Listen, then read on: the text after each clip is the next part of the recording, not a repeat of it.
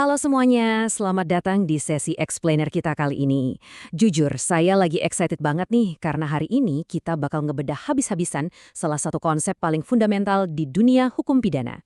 Materi yang akan kita bahas ini diadaptasi dari analisis tajam Bapak M. Fajrin, SH, MH, dosen Fakultas Hukum di Universitas Muhammadiyah Pontianak.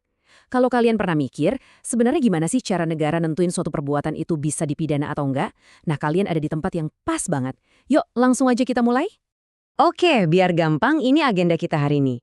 Kita mulai dari pengantar sifat melawan hukum, terus masuk ke perdebatan seru antara formil versus material, lanjut ngebahas KUHP Nasional 2023, transisi penyesuaian pidana di tahun 2026, dan pastinya kita tutup dengan kesimpulan dan daftar pustaka. Kita masuk ke bagian pertama ya, pengantar tentang sifat melawan hukum. Pernah dengar istilah bahasa Belanda ini nggak? Wederrechtelijkheid. Terdengar ribet ya, tapi sebetulnya ini konsep yang super penting. Artinya itu sifat melawan hukum. Jadi gini, dalam hukum pidana, sebelum kita sibuk ngehakimin siapa pelakunya atau seberapa jahat niat orang itu, kita tuh dituntut buat mundur selangkah. Kita harus lihat perbuatannya secara objektif. Apakah tindakan itu sendiri pada dasarnya melanggar aturan? Ini benar-benar filter pertama dari sebuah keadilan, teman-teman. Kita fokus ke perbuatannya dulu, baru ke pelakunya. Bagian kedua, formil versus hukum material.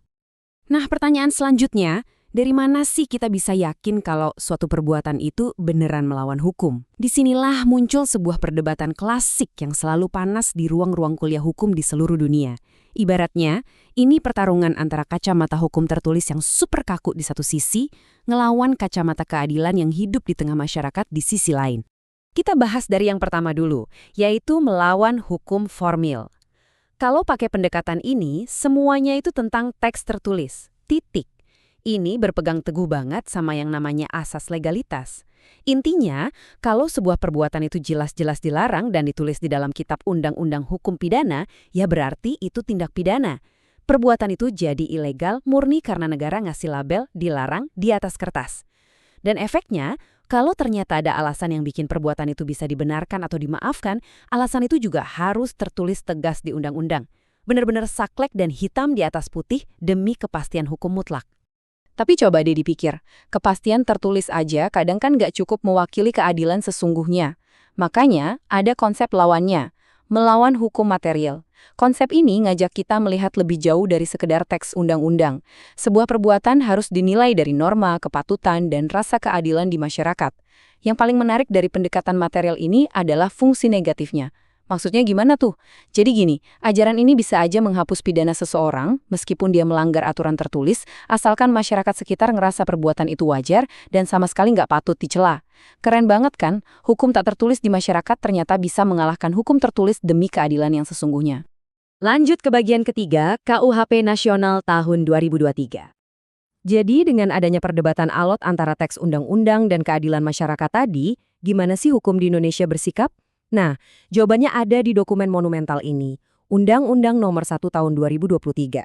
Bayangin aja, puluhan tahun sejak merdeka kita masih aja pakai Wetboek van Strafrecht alias warisan hukum kolonial Belanda. Tapi lewat KUHP nasional yang baru ini, kita akhirnya punya fondasi hukum pidana yang benar-benar dibuat berdasarkan nilai-nilai Pancasila dan budaya kita sendiri. Sebuah pencapaian yang luar biasa ya. Kalau kita lihat timelinenya, perjalanannya benar-benar panjang. Dari tahun 1946 kita terpaksa nahan pakai hukum kolonial itu. Terus butuh waktu puluhan tahun buat ngeracik pembaruan sampai akhirnya sah di tahun 2023. Nah, perhatiin angka 2026 di situ. KUHP baru ini emang nggak langsung tancap gas berlaku, tapi dikasih jeda 3 tahun sampai 2 Januari 2026.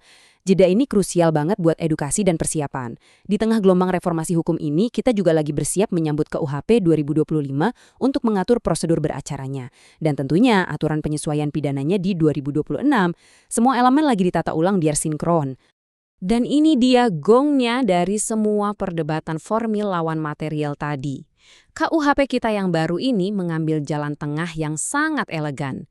Dia tetap ngejaga kepastian dari hukum tertulis atau formil, tapi di waktu yang bersamaan dia juga mengakui dan ngasih ruang buat living law, alias hukum yang hidup di masyarakat sebagai cerminan keadilan material. Keduanya nggak lagi disuruh berantem, tapi digabung jadi satu napas dalam sistem peradilan kita.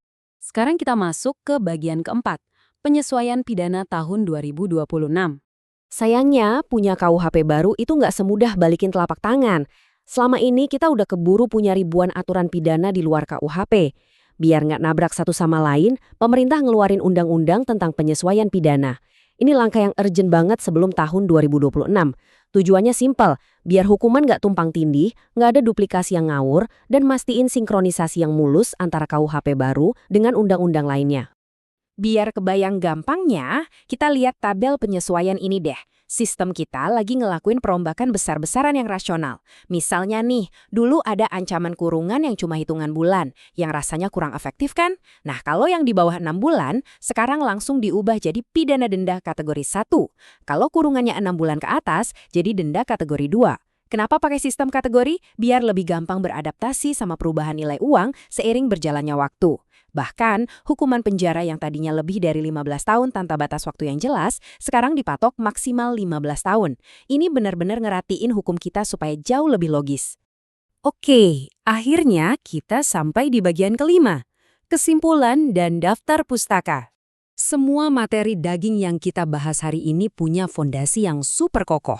Pemaparan ini bersumber langsung dari kerangka analisis Bapak M. Fajrin, SHMH, dan juga merujuk ke buku Babon Asas-Asas Hukum Pidana karya Prof. Moel Jatno, plus naskah asli dari undang-undang terkait. Jadi, apa yang kita obrolin dari tadi itu benar-benar berakar dari literatur akademik yang solid. Sebagai penutup, saya mau ngajak kalian mikir sedikit nih. Melihat gimana panjangnya perjalanan hukum kita, dari yang dulunya manut banget sama teks kolonial, sampai sekarang berani merangkul norma yang nggak tertulis, pertanyaan saya buat kalian. Menurut kalian, apakah KUHP Nasional 2023 ini udah benar-benar berhasil nyatuin kepastian hukum formil dan rasa keadilan material masyarakat kita? Mengingat di Indonesia ini kan budayanya ada ribuan ya, dengan standar keadilannya masing-masing. Kira-kira jalan tengah yang elegan ini bakal beneran work nggak sih di ruang sidang nanti? Saya pengen banget dengar pendapat kalian, jadi langsung aja ketik analisis kalian di kolom komentar ya. Terima kasih banyak udah nyimak explainer hari ini sampai habis. Teruslah kritis, teruslah belajar, dan sampai jumpa di pembahasan selanjutnya.